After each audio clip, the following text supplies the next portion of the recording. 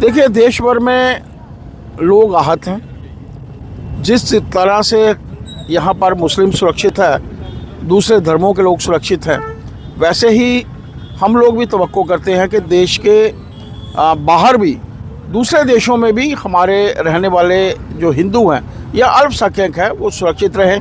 हर महीने विधायकों की बैठक भी होती है, वो भी जानकारी हमें मिलती है और हमारी लोगों की कोशिश रहती है। अब मैं राज्यसभा में भी चुन के आया हूँ, तो यहाँ की समस्याओं को भी मैं उजागर करने का प्रयत्न करता हूँ।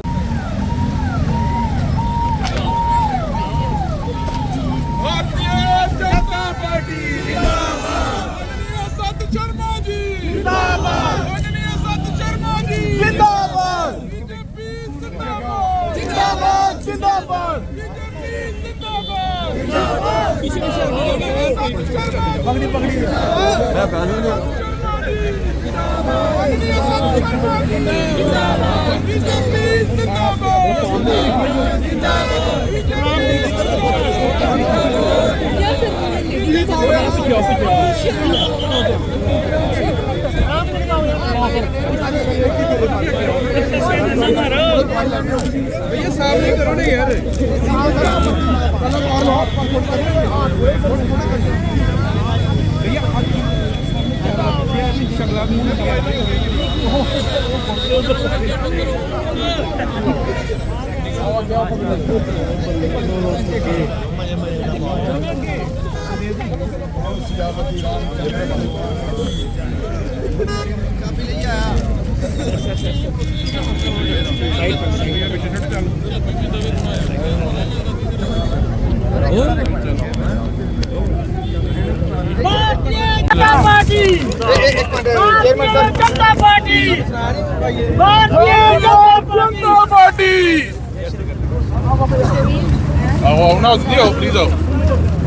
बोलो ये सामने देखो, सामने कैमरा सामने। अच्छा अच्छा अच्छा। भारत माता की, भारत माता की।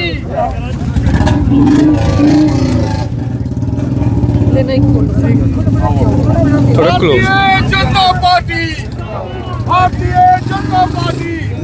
सत्य शर्मा जी, सत्य शर्मा जी, भारतीय जनता पार्टी।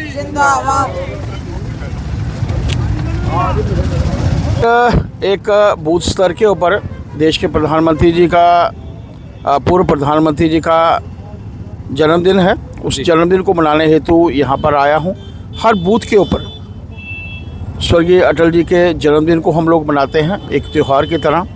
उसी के संदर्भ में मैं कठुआ में आया हूँ। एक बूथ के ऊपर कार्यक्रम होगा।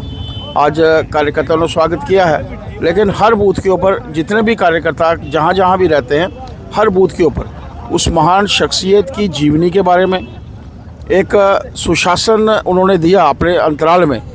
3 बार देश के प्रधानमंत्री बनना, 13 दिन के लिए, 13 महीने के लिए, और एक पूरा अंतराल। उस अंतराल में उनके माध्यम से जो कार्य हुए हैं, उन कार्यक्रमों के ऊपर बातचीत करना, सुशासन को लेकर उनके समय में देश आगे बढ़ा है और वही एक नींव थी जिसको आज देश के प्रधानमंत्री जी आगे लेके जा रहे हैं। मैं पार्टी के सभी प्रमुख कार्यकर्ताओं को साधुवाद देना चाहता हूं। यहाँ एक स्वागत के तौर पर कार्यक्रम हुआ है, लेकिन मुझे बूथ के ऊपर ही जो है वो कार्यक्रम। साथ शर्मा वोकल फॉर लोकल को भी जो है काफ़ी ज़्यादा प्रमोट करते नजर आ रहे हैं। कठुआ में कब जो है इसे प्रमोट किया जाएगा वोकल फॉर लोकल? देखिए, देश भर में ये कार्यक्रम हो रहे हैं, उसी के अंतर्गत इस जिला में भी कार्यक्रम होगा। 1 साल पूरे कार्यक्रम जो हैं वो चलेंगे। अगर हम लोग चाहते हैं कि विकसित देशों की श्रेणी में भारत सर्वप्रथम पहुँचे, तो इसके लिए ज़रूरी है कि हम लोगों को डिसेंट्रलाइजेशन करनी है, विकेंद्रीकरण करना है, और उसके साथ साथ अपने पाँव के ऊपर खड़ा होने के लिए जो प्राथमिकता है वो यही है कि हम लोग स्वदेशी वस्तुओं का इस्तेमाल करें। उसी की तरफ बढ़ता हुआ जो कदम है, वही हम लोगों को विकसित देशों की श्रेणी में सर्वप्रथम ला सकता है। बांग्लादेश में जिस तरह दीपू के साथ हुआ, कल यहाँ पर प्रदर्शन भी हुआ, विधायक यहाँ पर उपस्थित थे, तो किस तरह से देखते हैं इस पूरे वाक़े को? जो देखिए, देश भर में लोग आहत हैं। जिस तरह से यहाँ पर मुस्लिम सुरक्षित है, दूसरे धर्मों के लोग सुरक्षित हैं, वैसे ही हम लोग भी तवक्को करते हैं कि देश के बाहर भी, दूसरे देशों में भी हमारे रहने वाले जो हिंदू हैं या अल्पसंख्यक हैं वो सुरक्षित रहें। आज वही लोग जो कभी